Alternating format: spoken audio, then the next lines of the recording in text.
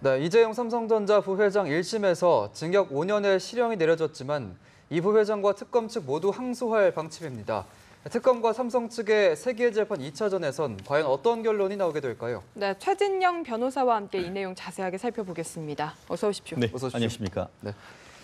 이재용 부회장에게 적용된 혐의 5가지 모두 유죄라는 판결이 내려졌는데 법원이 이같이 판단한 이유에 대해서 좀 분석을 해주시죠. 그렇습니다. 그 논리적으로 이 공수사실 자체가 뇌물죄가 인정된다고 하면은 뇌물을 전달하기 하는 과정에서 회사 돈을 빼돌렸다고 하는 횡령, 예. 그리고 또 국외재산 도피, 그리고 또 범죄 수익 은닉, 그리고 또 최순실 씨를 언제 알았느냐 이 문제와 관련되는 국회에서 증언, 이 모든 것들이 결국 논리적 연관성상 뇌물이 인정되면은 줄줄이 유죄로 인정될 수밖에 없는 그런 구조였는데요. 예. 결국 그 관건은 이 뇌물을 줬는 부분이 인정될 수 있을까, 이 문제가 핵심 중에 핵심이었습니다. 그런데 그 판결을 설시할 때 처음에는 이게 그 개별적인 사안에 대해서 명시적, 묵시적, 간접적 청탁조차도 없었다라고 해서 이거 전부 무죄가 아닌가 이렇게 그 많이들 오래 그 생각을 했었었는데 예. 조금 그 선고를 하는 과정에서 개별적인 그 어떤 사안에 대해서는 청탁이 없었지만 포괄적인 현안에 대한 묵시적 청탁이 있었고, 그리고 문제되는 것 같이 지금 보면은 정유라 씨에 대한 어떤 그 승마 지원, 그리고 또 동계 스포츠 영재센터에 대한 한 16억 정도의 지원, 그리고 미래와 K스포츠재단 이 세 개를 나누어서 개별적인 어떤 그 묵시적 합의가 있었는지 이 부분에 있어서 승마에 대한 지원, 그리고 또 그 동계 스포츠 영재센터에 대해서는 묵시적인 청탁이 있었고 그에 대한 대가로 돈을 줬다, 이런 부분이 인정됐는데요. 예. 그동안 이제 뭐 이른바 결정적인 증거라고 할 수 있는 스모킹 건이 없었다라고 하지만 압수수색했는 증거라든가 관련되는 사람들의 증거를 통해서, 다양한 간접 증거를 통해서 그때 그와 같은 것은 충분히 어떤 그 묵시적 청탁이 있었다는 것, 그런 식으로 판단했기 때문에 이번 같은 경우에는 결국 뇌물 공여가 인정되다 보니까 다른 공수사실 전부를 유죄로 인정했다, 이렇게 해석할 수가 있을 것 같습니다. 예, 그렇군요. 자, 그렇다면은 결국에는 정유라의 폭탄 발언과 안종범 전 수석의 이 수첩이 유죄 판결에 좀 결정적 영향을 줬다고 보야 될까요? 그렇습니다. 이 부분에 대해서는 뭐 여러 가지 견해가 있습니다만 기본적으로 재판부가 봤을 때는 아시다시피 물증으로서의 어떤 객관적 증거는 부족한 상태였죠. 그렇다고 하면은 다양한 간접 증거를 통해서 이와 같은 뇌물죄의 부정한 청탁 같은 것을 입증해야 되는데, 서로 약간 헷갈릴 때 지난 7월 중순에 정유라 씨가 와서 삼성이 돈을 주고 받는 과정에서 이와 같은 것을 몰랐을 리 없다라는 얘기를 했다는 점이 상당 부분 어떤 그 재판부의 심증이 유죄로 인정하는 데 영향을 미쳤을 가능성이 있고, 예. 이번 그 판결문이 사실 원본 자체는 굉장히 두껍습니다만 22장으로 되는 요약된 그 보도자를 내는 내용의 중에 보면은 이 안종범 수석과 관련해 가지고 그중에 빙상, 그리고 승마, 이와 같은 키워드가 특히 3차 독재, 2016년 2월 15일 날에서 3차 독재 이후에 있던 것에 적혀 있다라는 것을 판결문에 적시하고 있는데요. 그렇기 때문에 말씀하신 것처럼 유무죄에 있어가지고의 어떤 심증 형성함에 있어가지고는 정유라 씨의 진술이 상당 부분 영향을 미쳤을 가능성이 있고, 예. 말씀드린 대로 승마와 동계 스포츠 영재센터와 관련되는 어떤 그 독대 당시에 있었던 이야기가 오갔을 것에 대한 간접 증거로서 이 안종범 전 수석의 수첩이 상당 부분 영향을 미쳤을 것이라고는 충분히 해석할 수 있는 여지가 클 것 같습니다. 예. 네. 징역 5년이라는 실형 선고에 이제 삼성 측으로서는 좀 충격을 받았을 텐데 사실 죄질이나 특검의 구형량에 비해서 좀 형량이 너무 낮다, 이런 지적도 나오고 있는데 법원이 이에 대해서 해명을 했다고요? 그렇습니다. 법원 같은 경우에는 한마디로 300억 넘는 부분이 무죄가 됐지 않느냐. 그러다 보니까 검찰이 구형했는 것에 비해서 할 때는 그와 같은 뇌물이 우리나라에서 단일 범죄 사건으로서는 가장 큰 높은 어떤 금액의 뇌물이 간 것이다라는 취지로 해서 이것에 대해서 12년을 구형을 했지만, 법원으로서는 미르와 K스포츠재단에 대해서 전부 무죄, 그 부분에 대해서는 하기 때문에 예. 설령 다른 부분에 있어서 죄질이 상당히 안 좋다 한다 하더라도 그만큼 선고는 할 것은 아니다, 이렇게 얘기를 하고 있는데요. 지금 제가 봤을 때는 제 나름대로의 어떤 기준은 뭐냐 하면은 재판부에서는 이 사건 자체가 실질적으로 어떤 그 뇌물을 공유했는 죄가 아닙니까? 본질적으로. 그렇다 보니까 그 과정에서 어떤 국외재산 도피라든가 이런 부분이 50억이 넘기 때문에 그 같은 경우는 법정형으로서 무기나 10년 이상의 예. 징역으로 선고했지만 본질은 어떻게 보면 뇌물죄인 것이고 지금 예. 뇌물 공유에 관한 대법원 양형위원회의 양형 규정을 보면은 가중 처벌을 했을 때 3년에서 맥시멈 5년까지 선고할 수 있도록 그렇게 규정을 하고 있습니다. 그러다 보니까 말씀드렸듯이 일부 무죄했는 것과 전체적인 어떤 형을 해서 5년으로 했는데 제가 볼 때도 어떤 인정된 죄명에 비해서 5년이란 것이 아주 높다고 하긴 어렵습니다. 그렇지만 객관적으로 우리 실무자들이 봤을 때는 예. 실형 5년이란 것은 사실 우리나라 같은 경우에 굉장히 빠른 시간 내에 사회가 변동되는데 5년 정도라고 하면은 그 굉장히 중한형이 맞습니다. 더불어서 3년 이상 형이 되면은 집행유예를 할 수가 없죠. 예. 그렇기 때문에 집행유예하지 않고 한 5년 정도를 했다는 것은 법원으로서는 어떤 실체적 내용과 또 어떤 경제에 미치는 파장 이런 부분들에 대해서 종합적인 고려를 했는 어떤 고심이 있는 판결이다. 그렇게 해석할 수가 있을 것 같습니다. 예. 네, 어쨌든 어제 1심 선고가 내려졌고 그제죠.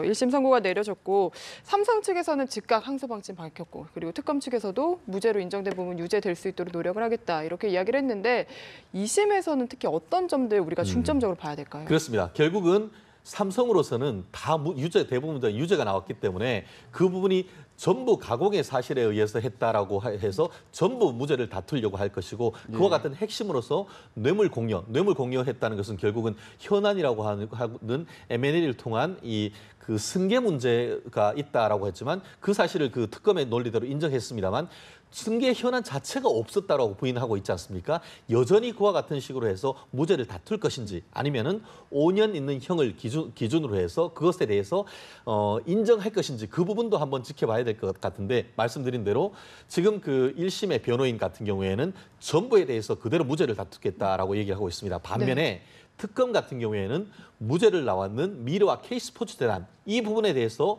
유죄로 만들기 위해서 노력을 하겠다라고 했고 또 말씀하신 것대로 12년을 구형했는데 5년이란 것은 형이 너무 낮다. 이른바 양형 부당과 사실 오인 이 부분으로 해서 둘 다 항소심에 가서 형을 높이도록 해서 지금 하고 있다고 했는데 결국 말씀드렸듯이 실체적으로 이 부분이 과연 무죄인지 유죄인지 무죄가 남는 부분에 대해서 특별히 어떻게 보면은 법리적 공방이 아주 치열할 것으로 예상이 됩니다. 네, 이번 형량 책정이 좀 낮게 나오다 보니까 2심에서 이제 집행유예 가능성을 거론하는 분들이 좀 있는데 이 부분은 좀 어떻게 봐야 될까요? 그렇습니다. 이 부분 같은 경우에는 아직까지 뭐 섣불리 단정하기는 어렵습니다. 말씀하신 대로 실형이 일단 5년이 나왔기 때문에 법리적으로 3년 이상이 되면은 그 집행유예 자체가 안 됩니다. 그런데 말씀드렸듯이 10년형이 그 가장 중한 어떤 그 국외재산 도피에서 50억 이상이면은 법정이 10년인데 그거를 한 번 감경을 했습니다. 근데 만약에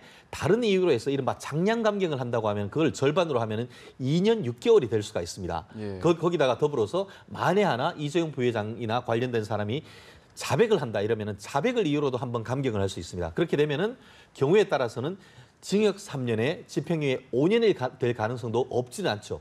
그렇지만 그것은 말씀드린 대로 자백을 한다든가 다른 어떤 일부 죄에 대해서 추가적인 무죄가 나왔을 때 있는 것이지 예. 그 반면에 말씀드렸듯이 미르와 K스포츠 재단에 대해서도 이것이 1심 판단에 보면은 이 최순실 씨가 어떤 부정한 이익을 취하기 위한 취지에서 만들어졌다는 그 내용을 삼성이 잘 몰랐다 이런 취지로 해서 무죄를 했습니다. 그런데 특검에서 그 추가적인 조사를 해서 그와 같은 것을 삼성도 뻔히 알고 있었다. 이런 증거가 나온다고 하면은 말씀드린 대로 300억 부분에 대해서 유죄로 플러스가 인정된다고 하면은 오히려 1심에 있던 5년보다 더 높아질 그럴 가능성도 있기 때문에 삼성으로서는 형을 낮추기 위한 노력 그리고 또 특검으로서는 형을 높이기 위한 그런 어떤 법적 공방이 매우 치열하지 않을까 싶습니다. 네, 예. 그러니까 모든 가능성이 열려 있다. 여전히 왜냐하면은 예. 사실심 같은 경우에 특히 이와 같은 어떤 사회적 이목을 꾸는 사건 같은 경우에는 1심에서 무죄 나왔다 항소심에서 유죄 나오는 케이스 또 1심에서 무죄가 나왔다 항소심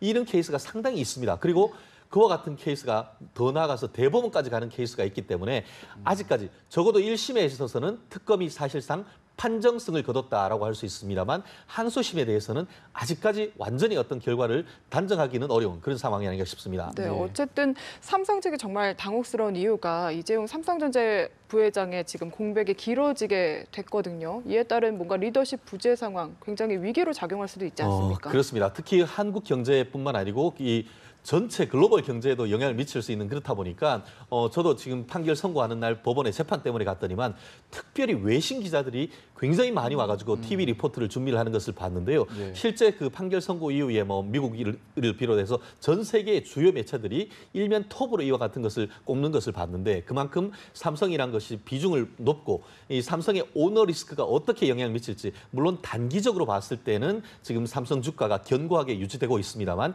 장기적인 투자 M&A 같은 그등 큰 결정 이 부분 같은 경우에는 CEO가 결정하기는 어려운 점이 있기 때문에 삼성의 위기를 얘기를 하고 있고 더불어서 이와 같이 그 1심, 2심, 3심 진행되는 과정 아직 형이 확정되기 전까지는 변호인 접견을 통해서 사실상 그 삼성 그 이재용 부회장의 의사를 통해서 이른바 옥중 경영이 가능합니다. 그렇지만 형이 유죄로 확정되고 난다고 하면은 이른바 접촉 차단 시설로 해서 하루에 15분 이렇게밖에 볼 수 변호인조차도 같이 만나서 경영을 논의할 수가 없습니다. 그렇기 때문에 지금 현재 삼성으로서는 정말 비상 상태가 아니라고 할 수 없는 그런 상황이 아닌가 생각을 합니다. 예. 이번 이재용 부회장의 재판 결과에 관심이 쏠렸던 이유 중에 또 하나가 바로 이제 박근혜 전 대통령의 재판과도 바로 직결되는 부분이 있었기 때문인데 이렇게 1심 결과만 놓고 봤을 때는 박 전 대통령 역시 실형을 선고받을 가능성이 좀 높다고 봐야겠죠. 그렇습니다. 먼저 유무죄에 대한 판단이 유무죄가 인정되고 유죄가 인정되면은 결국 실형이 될 수밖에 없는 그런 상황인데요. 이번 판결이 박근혜 전 대통령에게 상당히 큰 의미를 두고 있다고 해석할 수밖에 없습니다. 그 이유는 뭐냐면은 이번에 그 이재용 부회장에 대한 뇌물을 얘기를 하면서 판결 이후에서 최순실과 박근혜 전 대통령이 공모한 다음에 박근혜 전 대통령이 독대를 통해서 내지는 전체적인 과정을 통해서 이재용 부회장에게 이와 같은 뇌물을 요청했다라는 사실을 판결의 이후에 설시를 했습니다.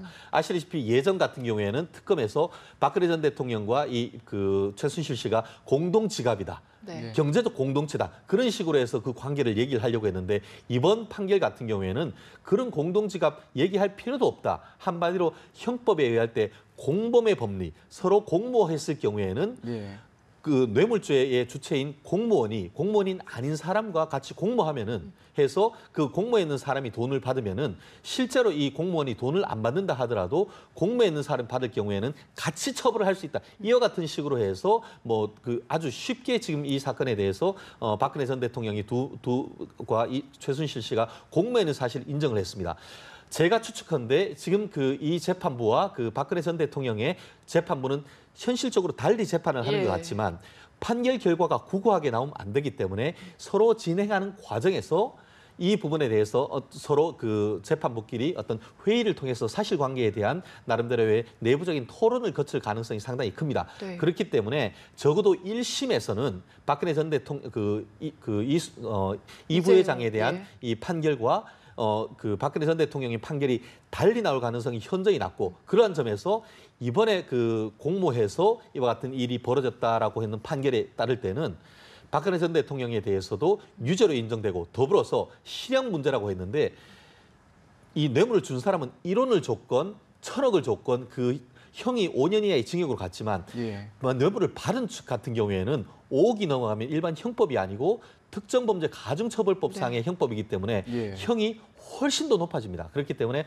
박근혜 전 대통령 같은 경우에는 만약에 유죄가 인정된다면 이재용 부회장보다는 거의 2배 가까운 어떤 형이 나올 가능성도 실무자들은 조심스럽게 예측하고 있습니다. 네, 알겠습니다. 지금까지 최진영 변호사와 함께 재판 얘기 나눠봤습니다. 말씀 감사합니다. 고맙습니다.